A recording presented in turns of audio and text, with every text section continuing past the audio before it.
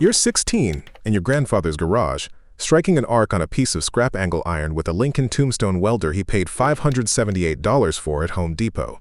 12 years later, you're locked in a steel chamber the size of a school bus, 400 feet under the North Sea, and the day rate on your pay stub is $2,710.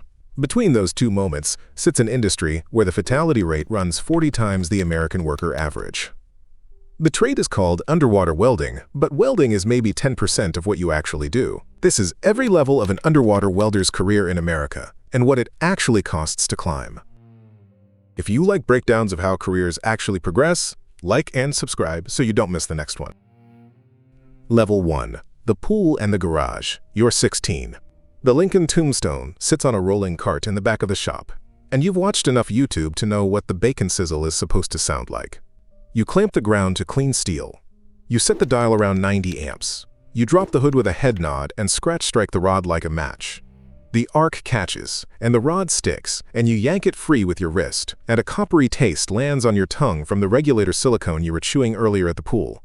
You drag, you weave, you chip the slag with a Harbor Freight hammer, and the bead looks like a worm that lost a fight. Grandpa walks over, looks at the angle iron, and tells you the amperage is too high. You drop it to 70. The second bead is straighter. He nods once and walks back to his coffee. You stop watching the clock when you're in the shop. 3 weekends later, your parents drive you to Key Largo for a long weekend, and you spend $400 of saved lawn mowing money on a paid open water course. You flood your mask in the hotel pool, you clear it, you recover the regulator, you do a fin pivot on the bottom of the deep end and feel neutrally buoyant for the first time in your life. On dive 3, a reef shark cruises under the boat, and you grin around the mouthpiece instead of flinching. The dive master signs your logbook on the dock. The card arrives in the mail 8 weeks later in a paper sleeve, and you put it in your wallet behind your learner's permit. The chlorine and sunscreen smell of that pool deck stays with you longer than anything else about the trip. Level 2. The Fab Shop. You're 18, and the welding shop foreman starts you at $16 an hour grinding bevels on quarter-inch plate. You sweep a shop floor worth more than every house on your street. You fetch coffee in the morning and chip slag in the afternoon. The Miller MIG setup hisses argon through the line, and the sour milk funk of a wet Carhartt jacket lives in the locker room. The foreman shows you the sequence on a butt joint. You mark the plate with soapstone. You flap disc the mill scale until the steel shines. You grind a 30-degree bevel on each edge. You set the root gap with a nickel laid flat between the pieces. You tack at 12, 3, 6, and 9 o'clock. You run a 7018 root with a tight arc. You chip, you hot pass. The foreman walks over, runs his thumb along the cap, and says one word: clean. You pocket that word and don't tell anyone. On Friday, your check clears for $640 after taxes. You cash it at the credit union and put $400 into an envelope marked Dive School. The customer pays the shop $94 an hour for the booth you're standing in. You make 16. One afternoon, the foreman pulls you aside near the bay door. He tells you the only ticket out of this room is a 5-month program in Jacksonville. He tells you the women you'll meet at 26 will not wait for you to figure it out. You stop saving the pay stubs. You start adding them up. Level 3. Commercial Dive School. You're 19. You wire $14,800 to CDA Technical Institute in Jacksonville, and you sign for the rest. 20 weeks, 9-hour days in a yard that smells like sulfur and diesel. The first morning, an instructor named Matthew Thomas, a former life support tech off a Chet Morrison boat, walks the class to a 30-foot tank and points at a row of Kirby Morgan helmets on the shelf. He says, "I help teach students the skills required to work underwater to accomplish job tasks." Then he tells you to dress in. Hat Up has 10 steps and you will do them 400 times before he signs you off. Comms check on the radio. Pull the neck dam over your head. Lower the helmet onto the neck ring. Latch the jocking strap. Lock the clamp. Gas on. Breathe. Defog steady flow check. Thumbs up to the tender. Step off the stage and call leaving surface. On your first chamber blowdown, the instructor takes the class to 165 feet of pressure in a dry pot, and your ears lock at 60. You valsalva, you swallow, you wiggle your jaw, and at the last second the left one cracks open. You don't say a word, you write it down. Week 9, you light a Brocco Bridge 22 cutting torch underwater for the first time, and the sulfur burn smell punches through the helmet exhaust like nothing in the garage ever did. Week 14. You weld a Class B coupon with waterproofed rod in a tank, and the AWSD 3.6M codebook grader passes you on the first try. The OSHA Subpart T modules go in a binder you will lose within a year. You burn through dive physics, hyperbaric medicine, gas mixtures, decompression tables, and the rigging math that keeps deck cranes from killing tenders. Of the 27 students who started with you, 22 are still standing at graduation. Of those, the school placed 204 out of 227 the year before, 90% into industry. Your ADCI entry-level tender diver card costs $75 to apply for. You staple a copy to the back of your resume. You drive home in the truck with a cardboard box of dirty boots and a graduation certificate that, 3 weeks later, your mother frames and hangs over the dryer. The romance of the trade is gone. The trade is real now. You don't argue with the foreman anymore, not because he's right, but because arguing is a tell. Level 4. The Tender. You're 20. A Louisiana inshore outfit hires you on as a tender for $21.71 an hour, and on day 1 you wash a Kirby Morgan Superlight in a 5-gallon bucket of dish soap and fresh water, until the inside of the neck dam stops smelling like another man's sweat. You spool 300 feet of umbilical onto a reel by hand. You lug the exhaust hose. You run the comms console with a Bullard headset, and you learn, by week 3, what every line on the umbilical does, without looking: gas, comms, pneumo, hot water, strength member. You stand on a barge deck for 14 hours in Carhartt insulated bibs and don't get wet. The diesel exhaust off the deck Jenny lives in your beard. Every shackle on the boat is rust red. The breakout comes in your 6th month. A pile wrap on a clarifier in Huma. The supervisor points at you, says you're up, and the rest of the deck pretends not to watch. You dress in. You descend the pile. You wire brush a 4-foot band of marine growth by feel. Visibility is 0, and you can taste the rust through the helmet exhaust. You measure the circumference with a piece of paracord. You position the FRP jacket. You hand set the band straps. You ratchet. The grout injects clean. You exit with the umbilical squared and the comms calm. The supervisor logs it as your first working dive.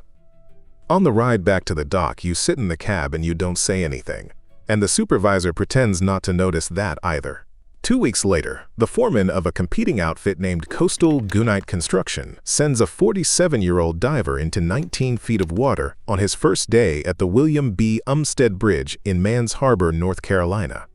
The man goes unresponsive on a test dive. OSHA cites the company for 4 serious violations and the legal maximum penalty, $40,329.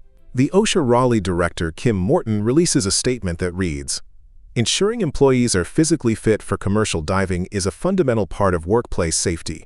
You read it on a phone in the bunk room and put the phone face down on the mattress. You don't call your mother back that night.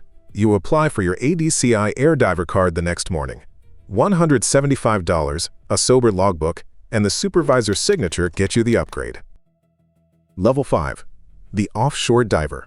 You're 25. A Gulf outfit crew changes you onto a dive support vessel out of Fourchon for a 28-day hitch. You sleep 2 to a cabin. You eat 4 meals a day. The first dive of the trip is 180 feet to a wellhead to swap a sacrificial anode, and you do it on a Kirby Morgan helmet you do not own. The company owns the hat, and you own your harness, your knife, and your reputation. You learn fast that wet welding is maybe 10% of what an underwater welder does. The other 90 is brushing, bolting, anode swaps, flange torquing, hot tapping, and marking inspection points for the topside NDT tech. The work is by feel and 1-foot visibility, and conservation of effort is the only thing keeping you alive on the gas budget the supervisor planned. You run a Class B wet stick weld on a pipeline patch on day 11. You needle gun the marine growth off the joint. You set polarity. You tack the patch in 4 places. You strike the root pass with hydro weld rod. You chip. You cap. You wire brush. You flag the magnetic particle inspection point with a mag marker for the tech on the surface. The supervisor radios down a single word through the helmet speaker. Good. The day rate works out to around $400 plus depth pay of $2 a foot. Call it $580 for the shift. You watch your bank account climb faster than you can spend it. 3 hitches in. The BLS Occupational Employment Survey for May 2023 lists 2,790 commercial divers in the country at a mean wage of $75,570, and you're already clearing 90 on a slow year. The Cambridge fatality report sits in your bunk on a tablet you don't open. Hurricane Helga rolls up the slot in October. The dive supervisor pulls you off a job at 11 minutes in because the current is stronger than the work rate. You don't argue. 2 trips later, the company asks if you want SAT school. The room you said yes in had a coffee maker that didn't work and a calendar 2 months out of date. You missed Thanksgiving for the 3rd year running. Your sister sent a photo of the table. You put it on the cabin wall over the bunk, and you stopped flinching at the hot stick somewhere in the 7th month of that year. Level 6. The Saturation Diver. You're 28. Subsea 7 puts you on the 7 Atlantic, a twin-bell SAT system delivered out of IHC Merweed in 2009, 350 meters of design depth, 24 divers locked in steel. You blow down on heliox to 400 feet of storage pressure on day 1, and you live there for 28 days. The voice that comes out of your mouth is Donald Duck. Outside the chamber. Nobody can understand you without an unscrambler. The air in the system smells like sweet plastic and helium, and the gas reclaim runs a white noise hum that you stop hearing by day 4. You sleep in a bunk with a TV bolted to the bulkhead. You read 3 novels a trip. You eat through a medical lock. You climb into the bell at 0600 with 2 other divers. You lock off. The launch and recovery system clangs against the trunk, and the bell rides down to working depth on the bottom. The bellman opens the bottom hatch. You lock out. You bolt a subsea manifold for 6 hours. You torque flange bolts to spec. You fit a tie-in spool. The hot water suit feeds warmth through capillaries pinned to your skin, and the heliox feeds through the built-in breathing system mask. You lock back in. You shower in the trunk. You eat. You sleep. You repeat. The American SAT diver pay average runs $123,299 a year per ZipRecruiter in May 2026. In the North Sea, the union schedule for 2026 pays a professional diver in saturation $2,710 a day. You cash the wire. On day 21 of the trip, you're in the bell on a routine run, and you remember a story from school.